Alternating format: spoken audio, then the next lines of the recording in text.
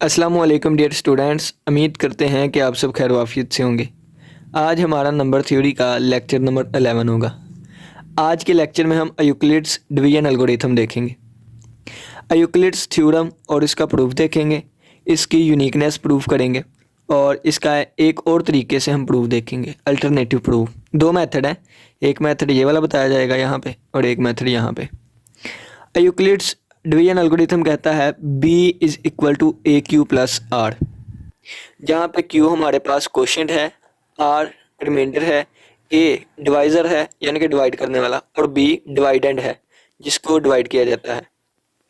यहाँ पे b, a, q और r बिलोंग करते हैं सेट ऑफ इंटीजर्स से, ठीक है। q और r यूनिक इंटीजर्स होंगे, ये भी हम प्रूव करेंगे यूनिकनेस। और r जो है ये ग्रेटर दैन इक्वल टू 0 होगा, ये हमें यूक्लिड्स डिवीजन एल्गोरिथम कहता है। तो चलिए आइए हम इसको स्टार्ट करते हैं। कॉपी पेंसिल निकालें, साथ साथ नोट्स बनाते रहें। यूक्लिड्स डिवीजन एल्गोरिथम, पहले हम थोड़ा सा नाम को समझ लें, इसके बाद हम ये देखेंगे, ठीक है। यूक्लिड एक मैथमेटिशियन था, ठीक है। ये बहुत बड़ा जियोमेटर था, लॉजिशियन था। यूक्लिड हमारे पास एक मैथमेटिशियन था, इसने ज्योमेट्री पे बहुत ज़्यादा काम किया, नंबर थ्योरी पे काम किया और लॉजिक्स, प्रूफ्स, एक्सियम्स, पोस्टुलेट पे काम किया। डिवीजन ऐसा प्रोसेस जिसमें डिवाइड किया जाए, ठीक है ना, डिवाइड वाला काम किया जाए, उसको हम डिवीजन कहते हैं।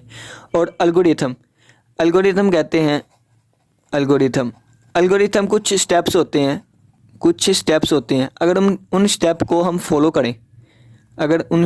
फॉलो करें तो हमारा कोई ना कोई काम परफॉर्म होता है। एग्जाम्पल यही है कि मैं कहता हूँ कि हमने दो नंबर्स को मल्टीप्लाई करना है, 5 मल्टीप्लाई बाई 8, ठीक है, इनको मल्टीप्लाई करना है। तो इसके लिए भी एक एल्गोरिथम है। एल्गोरिथम क्या है कि 5 को 8 दफ़ा जमा कर दें, 5 को 8 दफ़ा प्लस कर दें, तो जो आंसर आएगा वो ही मल्टीप्लाई का आंसर है, ठीक है। यानी कि एल्गोरिथम कुछ स्टेप कहते हैं कि जिनको फॉलो किया जाए। फ़र्ज़ किया कि हमने चाय बनानी है, तो चाय बनाने के लिए जो स्टेप्स लिखेंगे, स्टेप नंबर 1 यानी कि सारा सामान हमारे पास होना चाहिए, स्टेप नंबर 2, स्टेप नंबर 3, 4, 5 और लास्ट वाला स्टेप जो हमारे पास होगा तो वो ये कि एक शेर तो लाजमी होना, ठीक है, चाहे हो और शेर ना हो। यानी कि ये जो चाय बनाने के स्टेप हैं, उन स्टेप्स को फॉलो करें और हमारी चाय बन जाएगी, हमारा काम परफॉर्म हो जाएगा, तो उसको हम एल्गोरिथम कहते हैं। इसी तरह यूक्लिड्स डिवीजन एल्गोरिथम क्या है कि डिवाइड करने के प्रोसेस में जो स्टेप्स यूज़ होते हैं, जो यूक्लिड ने हमें बताए, उनको हम यूक्लिड्स एंड डिवीजन एल्गोरिथम कहते हैं। इसने हमें बताया कि अगर हम b को अंदर रखें और a पे डिवाइड करें, तो a को इस नंबर से मल्टीप्लाई करना है कि वो b के इक्वल आ जाए या b से छोटा ही रहे, ठीक है। तो हमने q से मल्टीप्लाई किया और यहाँ पे कोई नंबर आ गया। अब अगर तो वो नंबर b के इक्वल होगा तो रिमाइंडर 0 आ जाएगा, ठीक है। और अगर ये वाला नंबर छोटा हुआ b से, तो इसका मतलब है कि वहाँ कोई ना कोई रिमाइंडर बच जाएगा r, ठीक है। अब हमने इसको लिखना है तो इस तरीके से लिखेंगे, b is equal to A Q plus r की वैल्यू 0 भी हो सकती है और 0 से बड़ी हो सकती है, ठीक है। यहाँ पे r हमारे पास ग्रेटर दैन इक्वल टू 0 है, ठीक है। अब हम इसको ऐसे भी लिख सकते हैं, ठीक है ना, यानी कि इधर ले गए, उसका मुंह ही चेंज कर दिया, दोनों बातें एक ही है। अब ये वाला जो r है ना, ये वाला r हमेशा a से छोटा रहेगा, तो ये हमारे पास यूक्लिड्स का डिवीजन एल्गोरिथम है कि b is equal to A Q plus r, जहाँ पे r जो है वो 0 भी हो सकता है, 0 से बड़ा है, और ये a से छोटा है। एग्जाम्पल से समझते हैं। 27 को अंदर रख के 3 पर डिवाइड किया, 3 9 बार 27, आंसर 0 आ गया। यानी कि इसको हम लिखेंगे 27 is equal to 3 multiply by 9 और प्लस r की वैल्यू 0, ठीक है। ये हमारा डिवीजन, और यहाँ पे r हमारे पास 0 आ गया, यानी ये इक्वल टू वाली कंडीशन फुलफिल हो गई। और ये लेस देन किससे है, a से, और a हमारे पास कितना है 3।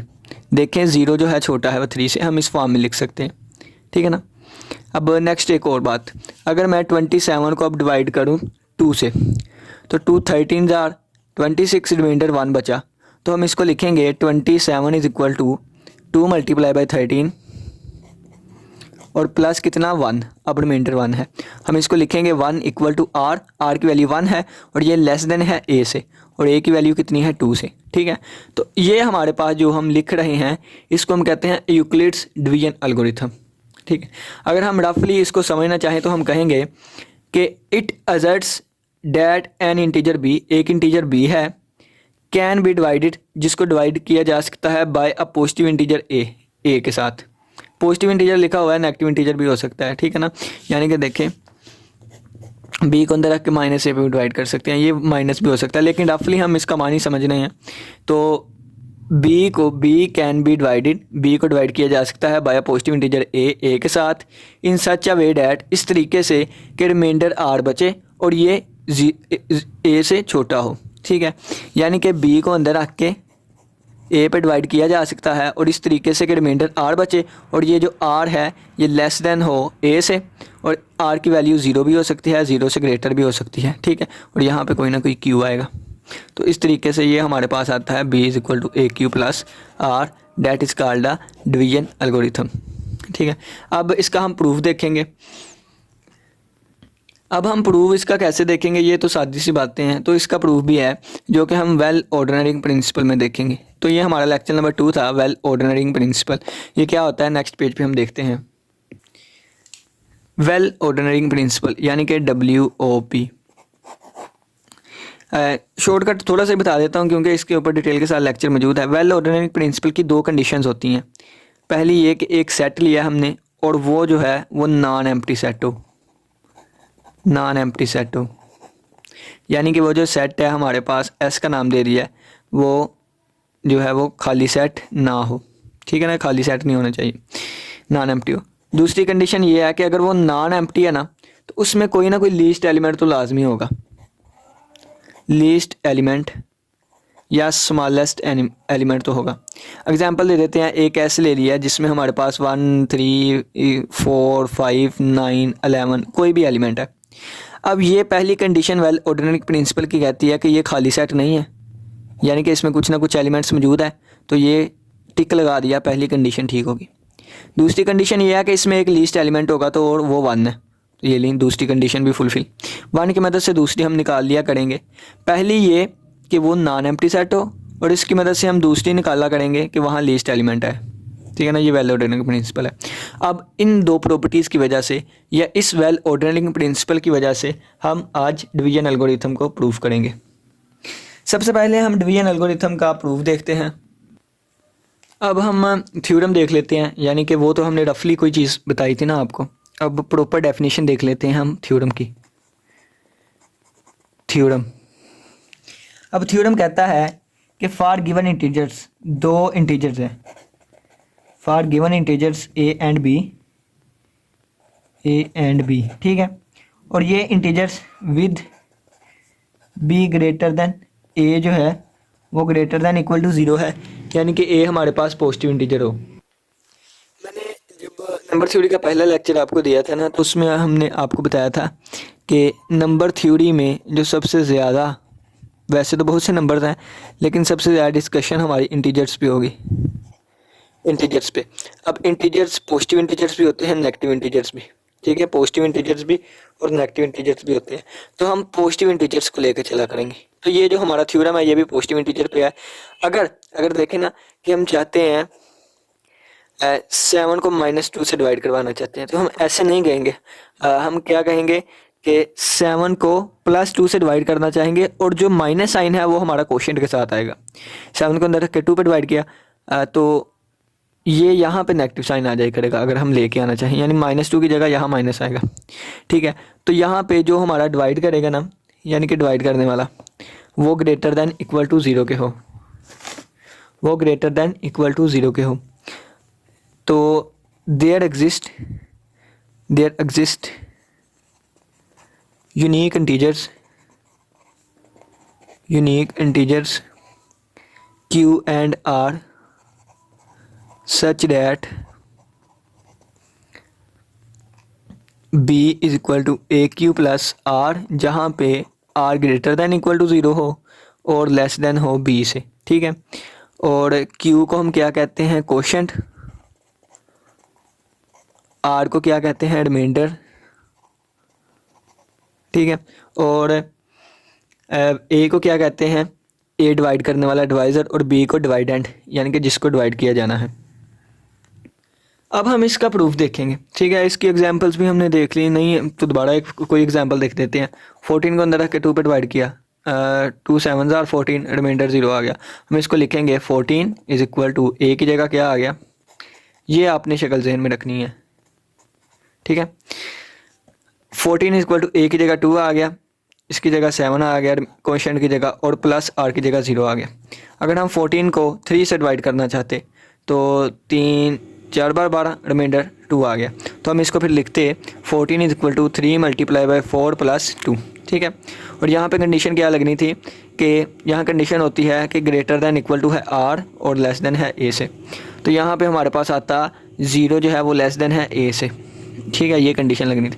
और यहाँ पे क्या लगनी थी कि 2 जो है वो लेस देन है R लेस देन है 3 से, ठीक है, A से, ये कंडीशन आएगी जी। नेक्स्ट अब हम देखते हैं इसका प्रूफ, ठीक है। तो B को लेके चल रही हैं, तो प्रूफ अगर हम देखेंगे तो प्रूफ में हमारे पास आएगा अगर तो B, प्रूफ अब इसका लेके चलते हैं, ठीक है। वेल ऑर्डिनरी प्रिंसिपल का आपको पता है ना, 2 कंडीशंस हैं बस। तो प्रूफ में पहला हम केस ले लेते हैं, केस नंबर 1। केस नंबर 1 कहता है अगर B 0 के इक्वल आ जाए, ठीक है, यानी कि हमने प्रूफ करना है B is equal to A Q plus R, जहाँ पे R greater than equal to है 0 से, लेस देन है A से। B को अंदर रखा, A पे डिवाइड किया, यहाँ कोशेंट आ गया, यहाँ पे R आ गया। अगर B 0 के इक्वल हो गया, B 0 के इक्वल हो गया, ये देखें, अब ये 0 के इक्वल हो गया। A को कितनी बार मल्टीप्लाई करेंगे कि 0 आ जाए या 0 से छोटा कोई आ जाए, तो A 0 बार 0, रिमाइंडर कितना बचा 0, यानी कि ये चीज़ हो गई 0 is equal to A multiply by 0 plus 0, तो 0 इज़ इक्वल टू 0, ठीक है। यानी कि हम इसको ऐसे लिखेंगे कि अगर B 0 है तो such that there exist integers के Q और R भी 0 होंगे, Q भी 0 और R भी 0 हो जाएगा। और हम लिखेंगे such that 0 is equal to A multiply by 0 plus 0, ठीक है। और इसके साथ हमारी ये वाली कंडीशंस होती है, ये वाली, ठीक है। तो ये कंडीशन कहेगी कि R 0 के इक्वल है, और ये लेस देन है A से, ठीक है। तो A कोई ना कोई नंबर होगा, A 0 नहीं हो सकता, डिवाइज़र कभी भी 0 नहीं हो सकता, ठीक है, डिवाइज़र कभी भी 0 नहीं हो सकता। तो यहाँ पे ये जो हमने कंडीशन लिखी थी, ये यहाँ पे सिर्फ ग्रेटर देन है, ये इक्वल टू नहीं है, ठीक है, ये सिर्फ ग्रेटर देन है, इक्वल टू नहीं है।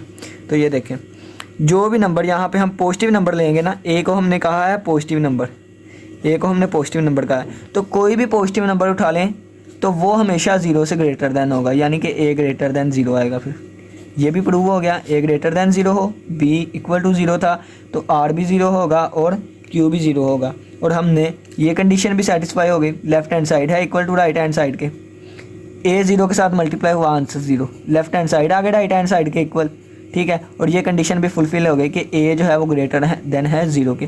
तो B अगर 0 हो तो हमने प्रूफ कर दिया इस थ्योरम को, theorem proved, B is equal to A Q plus R, और R जो है वो लेस देन है A से, ग्रेटर देन है 0 से, जब B इक्वल टू 0 होगा।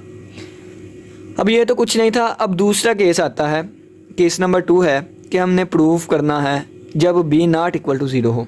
तो उसके लिए 2 मेथड्स हैं, होंगे जब हमारे पास B नॉट इक्वल टू 0 के हो। तो केस नंबर 2,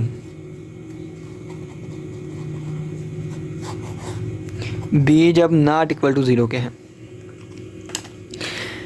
B जब नॉट इक्वल टू 0 का है तो मुख्तलिफ मेथड से हम इसको प्रूव करेंगे। तो हमने प्रूव क्या करना है कि B is equal to A Q plus R, जहाँ पे R greater than equal to 0 हो, लेस दैन 1 है, ये चीज़ हमने प्रूव करनी है। तो इन जनरल हमने एक केस लिया, और वो केस एग्जांपल देता हूँ आपको कि 9 को अंदर रख के हमने 2 पे डिवाइड किया, 9 को अंदर रख के हमने 2 पे डिवाइड किया, 2 1s are 2 0s are 0, reminder आ गया 9। 5 कर लेते हैं, इतना लेंथी नंबर नहीं करना हमने, 5 कर लेते हैं, ठीक है।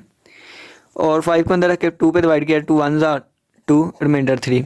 5 को अंदर रख के 2 पे डिवाइड किया, 2 2s आर 4, रिमाइंडर 1। 5 को अंदर रख के 2 3s आर 6। अब ये ऐसा नहीं हो सकता क्योंकि हमने इस नंबर के बराबर तक जाना होता है या छोटे तक। अब ये केस नहीं आ सकता, सिर्फ यहाँ पे 3 केस ही आए, यहाँ पे सिर्फ 3 केसेस ही आए।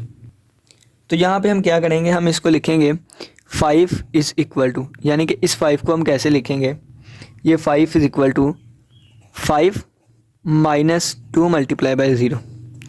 और इस 3 को हम लिखेंगे 3 is equal to 5 minus 2 multiply by 1। और इस 1 को लिखेंगे, इस रिमाइंडर को, equal to 5 minus 2 multiply by 2।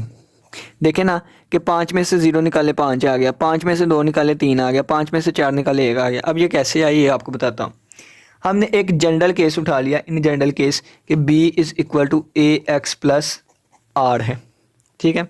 यानी कि हमने b को अंदर रखा, a पे डिवाइड किया, तो b को किसी नंबर के साथ में मल्टीप्लाई किया, कोई भी नंबर, 0 से कर सकते हैं, 1 से कर सकते हैं, 2 से कर सकते हैं। q नहीं हम कह रहे, q तो एक ख़ास यूनिक बन जाता है ना। देखें यहाँ पे 0 से भी कर सकते हैं, 1 से भी, 2 से भी। अब ये कोशेंट जो है ना, ये उस वक्त होगा जब यूनिक हो, यानी कि ये कोशेंट उस वक्त होगा जब हमारा रिमाइंडर भी जो है ना, यानी कि इसके करीब 3 हम पहुँचे। तो ये वाली चीज़ कोशेंट है, ये वाली।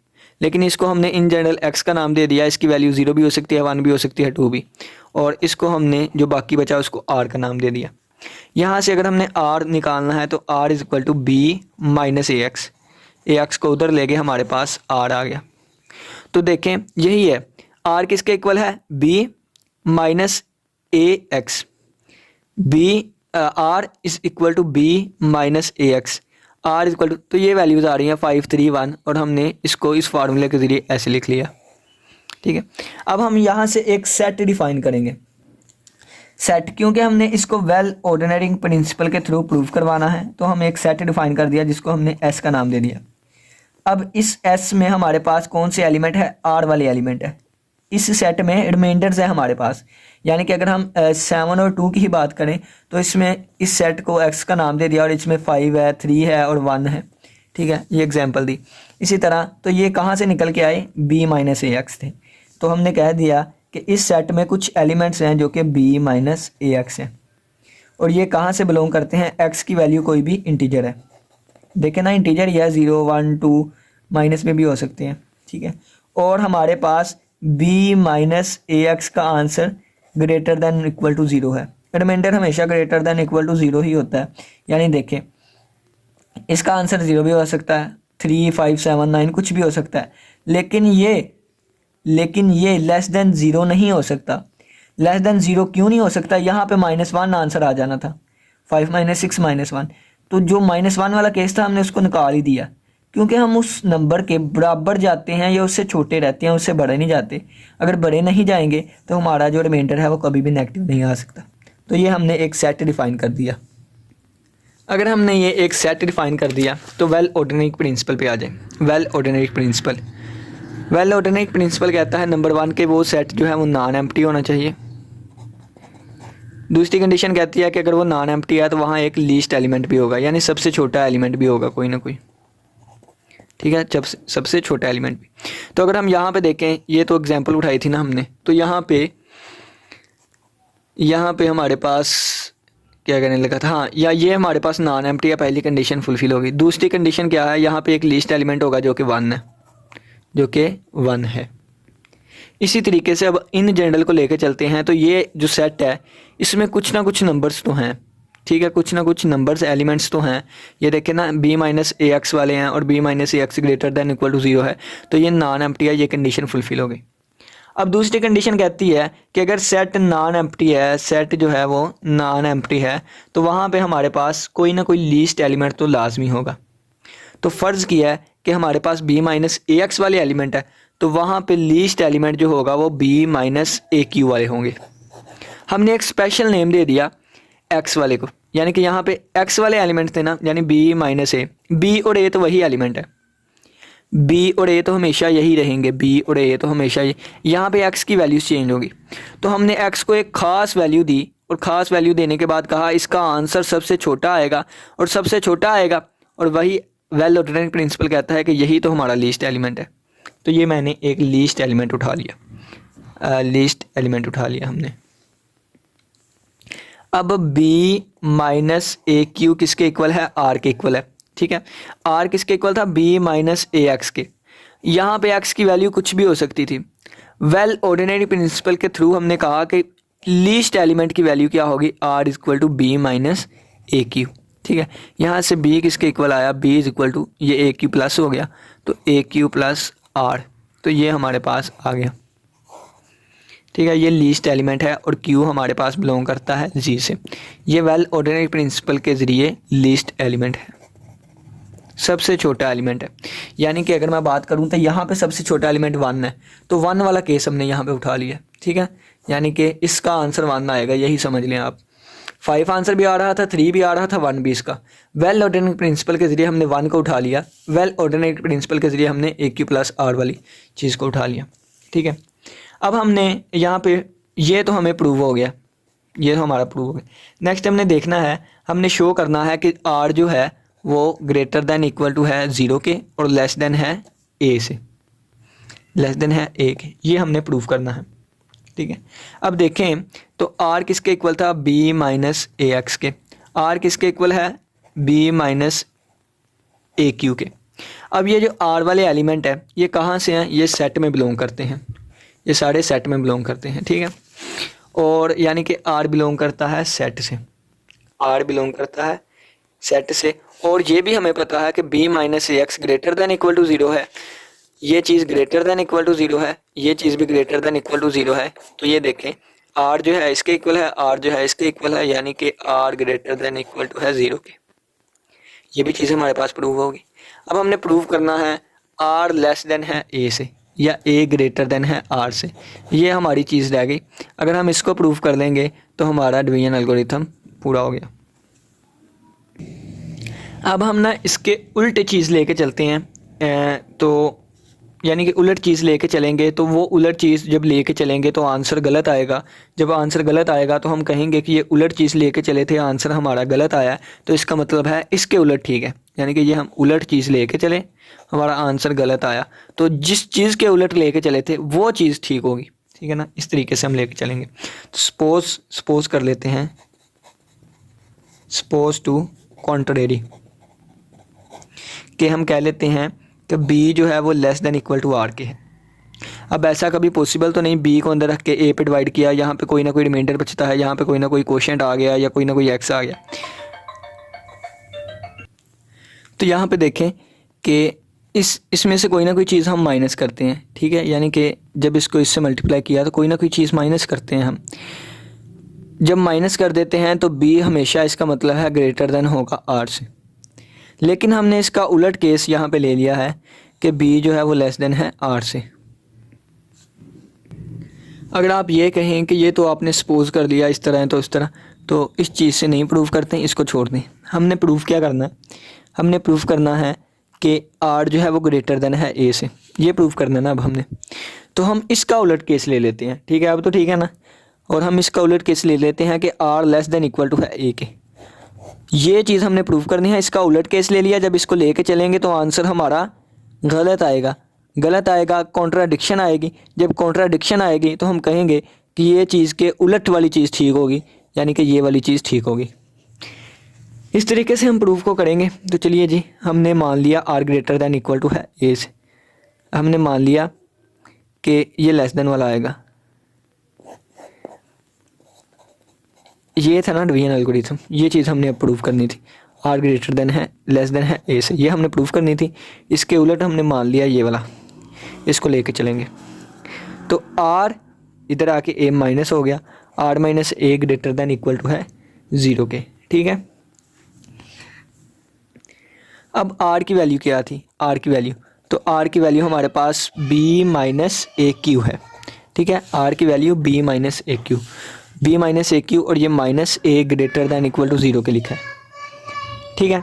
और यहाँ से देखें तो इन दोनों में से माइनस ए कॉमन आ रहा है, तो कॉमन निकालेंगे, बी माइनस ए कॉमन आ गया, क्यू प्लस 1 बच गया, ठीक है, क्यू प्लस 1 बच गया बाकी हमारे पास। अब देखें कि अगर Q जो है, Q क्या था, Q एक एलिमेंट लिया था जो कि सेट से ही बिलोंग करता था, जो कि सेट से नहीं, जो कि एक इंटीजर था, जो कि एक इंटीजर था। अगर Q एक इंटीजर है तो इसमें एक प्लस कर दें तो वो भी इंटीजर से ही बिलोंग करेगा, यानी कि अगर Q की वैल्यू हम 7 उठा लें तो 7 में एक प्लस किया तो 8 भी तो इंटीजर से ही बिलोंग करेगा ना, ठीक है ना। यानी कि Q अगर एक इंटीजर है तो Q प्लस 1 भी एक इंटीजर होगा, ये वाला एक इंटीजर लिखा हुआ है। अब देखें b minus A multiply by Q plus 1, ये लेस देन इक्वल टू होगा b माइनस ए क्यू के। अब इसकी कोई एग्जांपल देते हैं। एग्जांपल ये है कि 7 माइनस 5 और यहाँ पे हम 2 लिख देते हैं, 2 नहीं, यहाँ पे हम 15 कर लेते हैं, यानी कि एग्जांपल कोई उठा लूँ, 15 माइनस 5 मल्टीप्लाई बाई 2। अब 2 में एक, यानी कि इसको मैंने q कह दिया, इसको मैंने a और इसको मैंने b, ठीक है।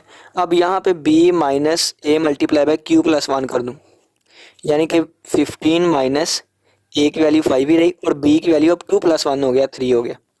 इसका आंसर क्या आएगा, 5 2 10, 15 में से 10 निकालें, 15 में से 10 निकालें, आंसर 5। इसका आंसर क्या होगा, 15 में से 15 निकालें, आंसर 0, ठीक है। तो 5 ग्रेटर देन है 0 से, यानी कि इसका आंसर ग्रेटर देन होगा इसके आंसर से, यानी कि हम कहेंगे कि ये वाला चीज़ का आंसर, यानी कि ये वाली चीज़ का answer greater than equal to है इसके, ठीक है। अब इक्वल टू का साइन कैसे आया, तो ऐसा भी तो हो ही सकता है, इसको मैं 0 कर दूँ तो इसका आंसर 15 आ गया, इसको मैं 0 कर दूँ, ए को 0 कर दूँ, इस 5 वाले को, 5 वाले को नहीं, तो इसका आंसर, तो ये यहाँ पे इक्वल टू, यानी कि ये कभी भी नहीं इक्वल, यानी कि इसका आंसर कभी भी इक्वल नहीं आ सकता, ये ग्रेटर देन ही रहेगा, ठीक है ना। इसका आंसर इससे ग्रेटर देन ही रहेगा। अब ये किसकी वैल्यू है, ये r की वैल्यू है, ये किसकी वैल्यू है, r की वैल्यू है, b माइनस ए क्यू r की वैल्यू है। तो b माइनस ए क्यू प्लस 1 जो है ये लेस देन है r से, लेस देन है r से। अब r से लेस देन है तो इसका मतलब है कि r से भी कोई ना कोई छोटा नंबर एग्जिस्ट कर गया, यानी कि हम यहाँ पे क्या क्या आए थे, वेल ऑर्डिनरी प्रिंसिपल में, वेल ऑर्डिनरी प्रिंसिपल में हमने कहा था कि लीस्ट एलिमेंट जो है वो b equal to A Q plus R है, ठीक है। यानी कि लीस्ट एलिमेंट हमने कहा था r equal to b minus A Q है, ये सबसे छोटा एलिमेंट है, सबसे छोटा एलिमेंट है। अब यहाँ पे कहा जा रहा है कि ये बड़ा एलिमेंट है, इससे छोटा एलिमेंट भी है, वो ये वाला है, देखिएगा, गौर करिएगा। यहाँ पे हमने वेल ऑर्डिनरी प्रिंसिपल के थ्रू कहा था कि ये सबसे छोटा एलिमेंट है, लीस्ट एलिमेंट है, लेकिन यहाँ पे साबित हुआ कि इससे छोटा एलिमेंट भी कोई मौजूद है, ये वाला छोटा एलिमेंट है इससे भी। तो वेल ऑर्डिनरी प्रिंसिपल ने तो बिल्कुल ठीक कहा था, ये चीज़ ठीक है, लेकिन ये चीज़ वहाँ एग्जिस्ट करती है, क्यों एग्जिस्ट करती है, क्योंकि हमने सपोज किया R greater than equal to है ए के। इसका मतलब जब हम इस चीज़ को लेके चले तो हमारे पास एक कॉन्ट्राडिक्शन आ गई। कॉन्ट्राडिक्शन क्या आ गई, कॉन्ट्राडिक्शन ये आई कि एक लीस्ट एलिमेंट भी मौजूद है, जो कि वेल ऑर्डिनरी प्रिंसिपल कहता है कि ऐसा बिल्कुल नहीं है, लीस्ट एलिमेंट तो ये है। एक और निकल आया जब हम इसको लेके चले, तो इसका मतलब ये चीज़ गलत है और चीज़ इसके उलट वाली ठीक है, यानी कि आर जो है वो लेस देन है ए से, या ए जो है वो ग्रेटर देन है आर से। तो ये हमारा प्रूफ हो गया, ठीक है। 2 मिनट में इसका ओवरव्यू देख लेते हैं। यूक्लिड्स डिवीजन एल्गोरिथम हमें कहता है b is equal to A Q plus R, ठीक है। और इसमें हमारे पास r जो है वो ग्रेटर दैन इक्वल टू 0 है, लेस देन है a से। अब देखिएगा, हमने इसको प्रूव करना था वेल ऑर्डिनरी प्रिंसिपल के ज़रिए, ठीक है। तो पहले तो 2 केस बनेंगे, एक b इज़ इक्वल टू 0, एक b नॉट इक्वल टू 0। जब b इज़ इक्वल टू 0 वाला केस आएगा तो b की वैल्यू 0 पुट कर दी, तो a डिवाइड 0 नहीं हो सकता, ठीक है। तो b को अंदर रखा, 0 पे डिवाइड किया, a पे डिवाइड किया, तो b की वैल्यू 0 है, 0 कर दी, तो 0 0 से r0 रिमाइंडर 0, क्वेश्चन भी 0 आ गया, रिमाइंडर भी 0 आ गया, लेफ्ट हैंड साइड आ गई राइट हैंड साइड के इक्वल। r की वैल्यू 0 भी हो सकती है, 0 से बड़ी भी, तो r की वैल्यू यहाँ पे 0 है, तो 0 इज़ इक्वल टू r की वैल्यू 0 आ गई, और ये लेस देन है a से। a क्या है, कोई भी एक पॉजिटिव इंटीजर है, ठीक है। तो ये लें जी हमारा B is equal to zero के लिए प्रूव हो गया। नेक्स्ट था B not equal to zero के लिए। इसके लिए हमने प्रूव करना था कि B is equal to A Q plus R, और आर जो है वो ग्रेटर देन है, आर जो है वो लेस देन है ए से, और ये ग्रेटर देन इक्वल टू है ज़ीरो के। अब हमने प्रूव करना है। बी को अंदर रखा, ए पे डिवाइड किया, तो ए 1 ज़ार भी कर सकते हैं, 2 ज़ार भी, 3 ज़ार भी, 4 ज़ार भी। तो यहाँ पे कोई भी वैल्यू एक्स रख दी, एक्स की वैल्यू कोई भी हो सकती है, और रिमाइंडर आर ही बचेगा। अब आर पे हमने एक सेट डिफाइन कर दिया जिसको हमने एस का नाम दे दिया कि आर जो है वो इक्वल टू है बी माइनस ए एक्स। ठीक है, बी माइनस ए एक्स, और सच डैट एक्स जो है वो इंटीजर से बिलोंग करता है, और बी माइनस ए एक्स का आंसर जो है वो ग्रेटर देन है इक्वल टू ज़ीरो के। अब वेल ऑर्डिनरी प्रिंसिपल की पहली कंडीशन ठीक हो गई कि ये नॉन एम्प्टी सेट है, खाली सेट नहीं है। दूसरी कंडीशन ये कि यहाँ पे एक लीस्ट एलिमेंट होगा, और हमने वो लीस्ट एलिमेंट ये वाला उठा लिया, लीस्ट एलिमेंट ये। अब ये चीज़ को अगर हम लिखें तो b is equal to A Q plus r आ गया, यानी कि ये चीज़ हमारी प्रूव हो गई। और r जो है ये r की वैल्यू है r greater than equal to zero के, ये चीज़ प्रूव हो गई। अब हमारे पास रह क्या गया, तो इन दोनों को कंपेयर करें तो हमारे पास सिर्फ यही रह गया कि r जो है वो लेस देन है a से, ये चीज़ रह गई। तो इस चीज़ को साबित करने के लिए हमने इसकी उलट चीज़ उठा ली, यानी कि r जो है वो greater than equal to a के है। यहाँ से r minus A greater than equal to है ज़ीरो के। r की वैल्यू हमने पुट की, r की वैल्यू कितनी थी, r की वैल्यू ये लिखी हुई है b माइनस ए क्यू, तो b minus A q minus A greater than equal to zero, minus a common लिया, q plus 1 equal to greater than equal to zero. अब देखें अगर q बिलोंग करता है इंटीजर में से तो q प्लस 1 भी बिलोंग करेगा इंटीजर में से। अगर ये नंबर बिलोंग करता है इंटीजर में से तो इसमें प्लस 1 करें तो वो भी इंटीजर से ही बिलोंग करेगा। ठीक है, तो ये थी। अब अगर मैं आपको बताऊं तो ये आपको बताया कि b माइनस ए क्यू प्लस 1 जो है ये लेस देन होगा b माइनस ए क्यू से। कैसे इक्वल होगा, एक काउंटर एग्जांपल भी लिए हमने। ठीक है, क्या एग्जांपल ली थी, अगर 15 माइनस ए की वैल्यू 5 कर दें, इसकी वैल्यू 2 प्लस 1 कर दें, लेस देन है b की वैल्यू 15 ली हमने, माइनस ए की वैल्यू 5 ली, और q की वैल्यू 2 ली। तो ये बिल्कुल साबित होता है कि 10 जो है वो छोटा है 5 3 बार 15, यानी कि 0 छोटा है 5 से। ये साफ साबित होता है, यानी कि इसका आंसर 0 इसका 5। तो b माइनस ए क्यू प्लस 1 लेस देन है b माइनस ए क्यू से, यानी कि ये शो कर रहा है कि ये चीज़ बड़ी है इस चीज़ से, यानी कि इस चीज़ से भी छोटी कोई ना कोई चीज़ है। लेकिन वेल ऑर्डिनरी प्रिंसिपल कहता था कि सबसे छोटी चीज़ ही यही है। कौन सी है, हाँ, वेल ऑर्डिनरी प्रिंसिपल कहता था सबसे छोटी चीज़ यही है, लेकिन दूसरा कहता है कि नहीं भाई इससे भी छोटी कोई चीज़ है। तो ये कॉन्ट्राडिक्शन आ गई। कॉन्ट्राडिक्शन किस वजह से आई, इस वजह से कि जब हम r greater than equal to a लेके चले, ठीक है, r greater than equal to a लेके चले, इसका मतलब है ये चीज़ गलत है और ये चीज़ ठीक होगी, इसका उलट। ठीक है, तो ये भी प्रूव हो गया, ये भी प्रूव हो गया, और ये भी प्रूव हो गया। तो इन सभी को कंबाइन किया तो b is equal to A Q plus R, जहाँ पे r जो है वो greater than equal to zero के है और लेस देन है ए से। तो ये हमारा आज का प्रूव हुआ कंप्लीट। इसकी यूनिकनेस भी हमने शो करनी थी, और इसके अलावा हमने इसका अल्टरनेटिव प्रूफ भी देखना था, लेकिन आज का लेक्चर ही इतना लेंथी हो गया, तो वो नेक्स्ट लेक्चर में इसका पार्ट नंबर 2 बना देंगे हम। तो उम्मीद करते हैं आज के लेक्चर की समझ आई होगी। इसी के साथ इजाज़त दीजिए। अल्लाह हाफिज़, अल्लाह निगहबान।